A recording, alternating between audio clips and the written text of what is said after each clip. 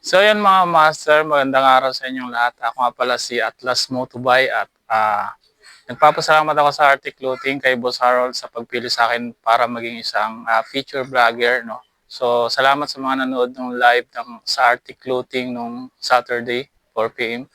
Ayan, so ito na nga pala yung jersey natin na bigay ng Arctic Clothing. No? So ito yung customized jersey ng ito yung kauna-unahan nating merch. No? So ayan, nakalagay dito is Atlas Motobuy sa harap. Tapos sa kanan, nandito yung logo ng Atlo.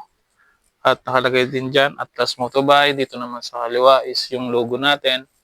At nakalagay dyan Atlo at saka itong logo ng Arctic Friend and Advertising. So yun mga master. So dito rin sa tagiliran natin nakalagay dyan, Future Vlogger. No? Future Vlogger.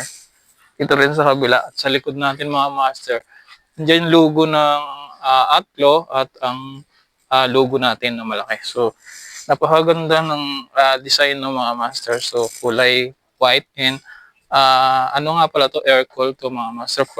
Presko siya suotin, no? So, yan. At saka yung ano pala mga master dito sa ano niya, handband pa ang tawag dito. So, napakaganda nung ano niya, garterized na handband. No? So, meron din dyan tikita ng Atlo. So, ito yung jersey natin, napakaganda, solid. So, masasabi ko talaga na ang Arctic Clothing is premium quality. No? Ito nga pala mga master ay available na sa Arctic Clothing. No? Sa lahat po ng gusto mag-avail nito, ang ating jersey. Ayan, so, PM nyo lang ako, kaya bumisita lang kayo sa Arctic Clothing para sa mga karagdagang detalye. Yun. So, yan. So, si Arctic Clothing mga master ay gumagawa rin siya ng basketball jersey. So, itong jersey na ito mga master yan, nakikita nyo nung naglalaro pa tayo sa BMRC number 69 dito. At may logo dito ng Boss Mel.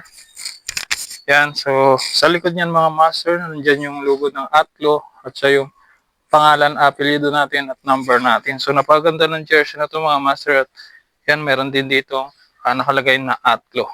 So, air cool din to mga master at sobrang solid nito, napaganda. So yung mga ginagamit nilang sinolid is talagang matitibay talaga mga master. No?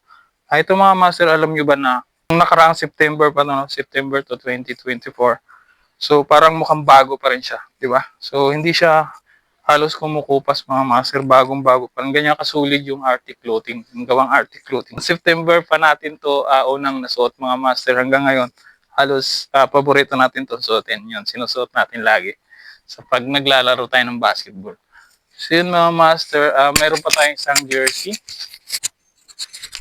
Ayan mga master, laglag yung ano. So yun mga master, ito pang isang basketball jersey natin ay gawang Atlo pa rin, no? So yun, napakaganda niya mga master. Ito yung pinakang luma nating basketball jersey na bigay ng Atlo. So ito yung sumali kami sa Content Creator Basketball League. So nandiyan yung logo nila. Yan, sa panguna nila Maka Blood yun. So marami silang nagsama-sama para mabuo yung Basketball League Content Creator. So kasali tayo doon. So nakalagay dyan BMRC and Atlo and BMRC combine yan. No? So nakalagay dito Arctic Clothing, Friends and Advertising.